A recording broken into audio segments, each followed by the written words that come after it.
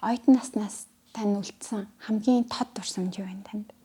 Яг одоо ингээл хоёлаа ярилцаал юм уу таны оюутан нас руу шууд дурсамжаараа шууд аялж штт тий.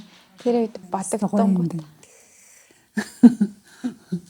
Ингээд олон гоё дурсамжууд байна. Гэтэ надад бас нэг ухаарлах хүснэг дурсамж байдаг байхгүй.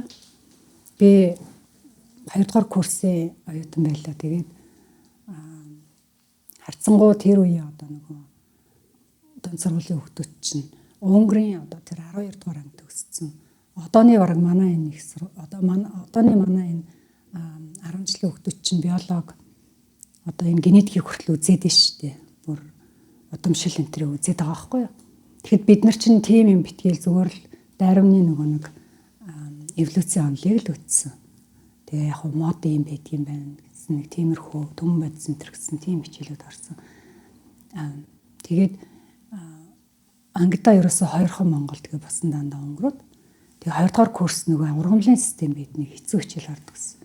Тэгээ тэр ургамлын систем гэдэг нь болохоор ингээд хатаан бол харж байгаа л тэр тухайн ургамлын англи өнгөр нэрийг хэлнэ, шинжлэх ухааны нэр ихээр латин хэлээ хэлнэ гэд. Тэгээд дөнгөж ганцхан жил нөгөө нэг хэлний бэлтгэл өнгөр хэл чинь шал өөр. Тэгэхээр нөгөө ганцхан жил хэлээ сурчаал шууд их сургуульд орсон болохоор ерөөсөө их хэцүү байдаг гэсэн ихний 2 жил. Тэгээд 1-р курс арайгч тавчаад 2 дугаар курст ажилласан. Тэгээд